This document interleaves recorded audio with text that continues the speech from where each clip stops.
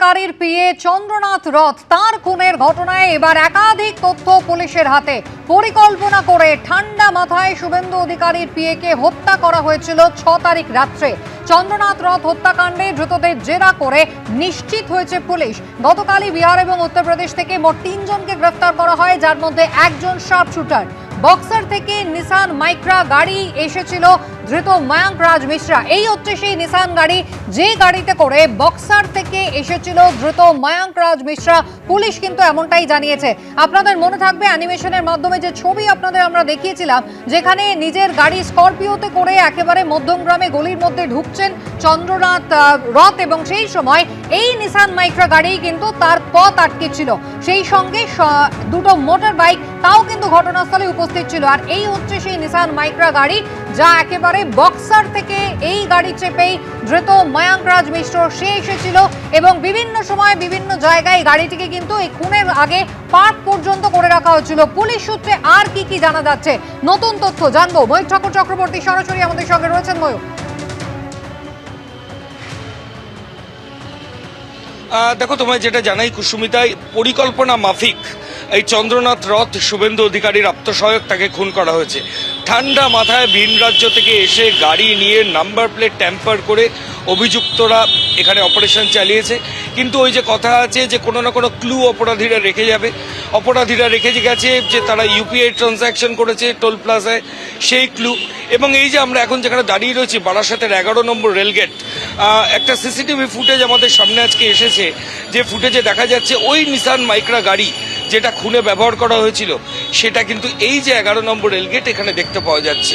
তদন্তকারী আধিকারিকরা যেটা জানাচ্ছেন, গত 6ই মে যেদিন চন্দ্রনাথ রথ খুন হন, সেদিন বিকেল 4:05 থেকে সন্ধ্যে 6:50 পর্যন্ত বারাসাতের 11 নম্বর রেলগেটের সামনে একটা ইলেকট্রনিক গুডসের দোকানের সামনে ওই গাড়ি নিসান মাইক্রা গাড়ি ওটা দাঁড়িয়েছিল। আমি আবার টাইমিংটা বলছি, বিকেল 4:05 থেকে সন্ধ্যে 6:50 পর্যন্ত ওই অফেন্ডিং ভেহিকেল যে গাড়ি দিয়ে চন্দ্রনাথের স্করপিও অবস্ট্রাকশন করা হয় এবং যাবতীয় অপারেশন চালানো হয়, সেই গাড়ি দাঁড়িয়েছিল। এবং আমরা যেখানে রয়েছি 6:50 এখান থেকে সেই গাড়ি দোহারিয়া, যেখানে শুভেন্দু অধিকারীর আত্মসহায়ককে খুন করা হলো, সেই দিকে যাত্রা শুরু করলো অভিযুক্তদের সঙ্গে নিয়ে। শুধু তাই নয়, এই গাড়িতেই ভিন রাজ্যের অভিযুক্তরা ছিল। তার মধ্যে মায়াঙ্ক বলে যে ব্যক্তি ছিলেন, যিনি ইতিমধ্যে গ্রেফতার হয়েছেন, যিনি বিভিন্ন জায়গায় ইউপিআই ট্রানজ্যাকশন করেছেন, তার মধ্যে বিভিন্ন টোল প্লাজা রয়েছে। সেই মায়াঙ্ক ছাড়া বাকি যে দুজন, অর্থাৎ রাজ এবং ভিকি, এদের দুজনেরই ক্রিমিনাল অ্যান্টিসিডেন্ট বলা হয় আইনি পরিভাষায়, অর্থাৎ এদের ব্যাকগ্রাউন্ড রয়েছে ক্রিমিনাল কাজকর্মের। শুধু তাই নয়, এরা হচ্ছে প্রফেশনাল ক্রিমিনাল এবং শার্প শুটার, এবং এদেরকে সুপারি দেওয়া হয়েছিল। কিন্তু সুপারি যে ব্যক্তি দিয়েছিলেন এদেরকে, যিনি সুপারিটা রিসিভ করেছিলেন, তাকে এখনো তদন্তকারী আধিকারিকরা পাননি। উত্তরপ্রদেশেরই একজন, তিনি সুপারি রিসিভ করেছিলেন, রিসিভ করে এই দুজনকে দায়িত্ব দিয়েছিলেন চন্দ্রনাথ রথকে মার্ডার করার। কিন্তু সেই ব্যক্তিকে, যাকে সুপারি দেওয়া হয়েছিল, বা সেই ব্যক্তিকে যিনি এইখান থেকে ওই উত্তরপ্রদেশের সুপারি কিলারদের সঙ্গে কন্ট্যাক্ট করলেন, এদেরকে ধরলেই পুরো মোটিভটা পুরোপুরি স্পষ্ট হবে।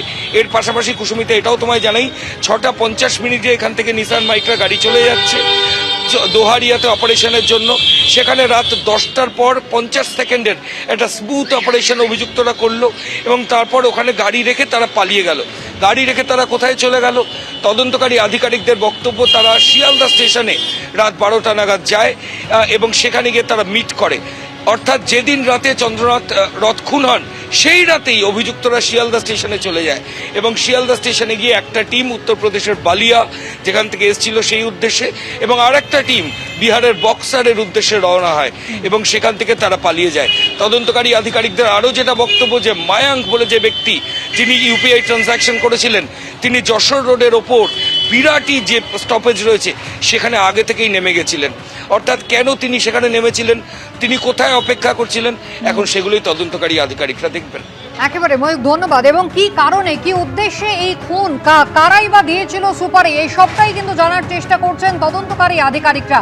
অ্যানিমেশনের মাধ্যমে আপনাদের আবারও দেখার চেষ্টা করব, যেখানে 6ই মে ঠিক রাত 10টায় মাত্র 50 সেকেন্ডে ঠান্ডা মাথায় করা একটা অপারেশন।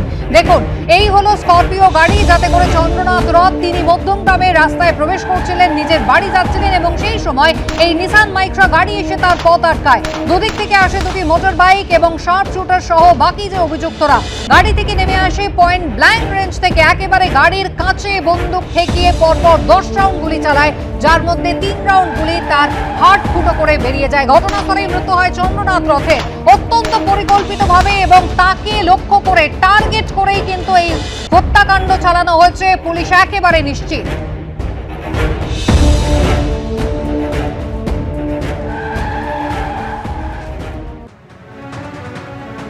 ছয় মে চন্দ্রনাথ রথের এই হত্যার ঘটনায় এবার সিবিআই তদন্তের নির্দেশ। চন্দ্রনাথ রথ হত্যাকাণ্ডের তদন্ত করবে কেন্দ্রীয় তদন্তকারী সংস্থা সিবিআই। 7 সদস্যের এসআইটি গঠন করা হয়েছে। ডিআইজি পদমর্যাদার অফিসারের নেতৃত্বে এই এসআইটি গঠন করেছে সিবিআই।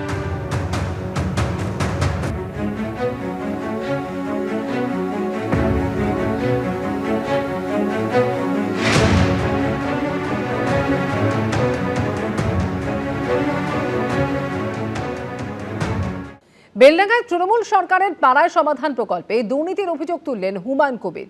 তৃণমূল পরিচালিত পঞ্চায়েত সমিতির সভাপতি সহসভাপতির ঘরে তালা ঝুলিয়ে দেন তিনি।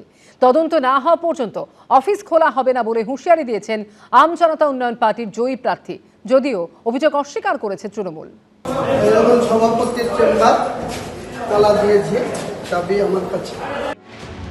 দুর্নীতির অভিযোগ তুলে এভাবেই তৃণমূল পরিচালিত পঞ্চায়েত সমিতির সভাপতি সহসভাপতির ঘরে তালা ঝোলালেন রেজিনগরের জয়ী প্রার্থী হুমায়ুন কবির। আমজনতা উন্নয়ন পার্টির জয়ী প্রার্থীর দাবি, বেলডাঙ্গা 2 নম্বর ব্লকে পাড়ায় সমাধান প্রকল্পে প্রায় 28 কোটি টাকা বরাদ্দ করেছিল তৎকালীন তৃণমূল সরকার। তার অভিযোগ, কাজের বরাদ দিতে প্রায় 18% কাটমানি নেন রেজিনগরের তৃণমূল প্রার্থী আতাউর রহমান। তদন্তের দাবি তুলে সোমবার বেলডাঙ্গা 2 নম্বর পঞ্চায়েত সমিতির অফিসে ঢুকে সভাপতি ও সহসভাপতির অফিসে তালা লাগিয়ে দেন হুমায়ুন কবির। রেজিনগরের তৃণমূল প্রার্থী আতাউর রহমানের স্ত্রী বিউটি বেগম বেলডাঙ্গা 2 নম্বর পঞ্চায়েত সমিতির সভাপতি। দুর্নীতির পাহাড় হয়েছে এখানে, প্রত্যেকটা ওয়ার্ক অর্ডারের এগেনস্টে। এই যে আতাউর বিউটি বেগমের স্বামী, এর নির্দেশে 18% টাকা তুলেছে। আপাতত 1 মাসের জন্য এই চেম্বার বন্ধ থাকবে। সমস্ত দুর্নীতির উদ্ধার করা হবে। স্বচ্ছতা ছাড়া আমি এই প্রশাসনের এই পঞ্চায়েত সমিতি চলতে দেব না। আগামী দিনে এই পঞ্চায়েত সমিতি নতুনভাবে গঠন করা হবে। পাড়ায় সমাধান টেন্ডার হয়েছে, টেন্ডার হয়ে তার কাজ অনগোয়িং আছে এবং সেই কাজ অনগোয়িং এর তদারকি বিডিও সাহেবের ফুল টিম এবং ইঞ্জিনিয়ার সেকশন আছে।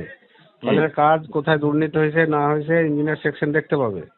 কাজ না হলে তার বিল হবে না। তো সেই জায়গাতে দুর্নীতির কোনো গল্পই নেই এখানে। যা হয়েছে টোটাল টেন্ডার প্রসেসিং করে, ওখানে কোনো ভাউচারে বিল হয় না, ওখানে কোনো টেন্ডার না করে বিল হয় না। দুর্নীতির তদন্ত চেয়ে বিডিওর কাছে ডেপুটেশন জমা দিয়েছেন হুমায়ুন কবির। রাজীব চৌধুরী, এবিপি আনন্দ, মুর্শিদাবাদ। এবিপি আনন্দ, এগিয়ে থাকে, এগিয়ে রাখে।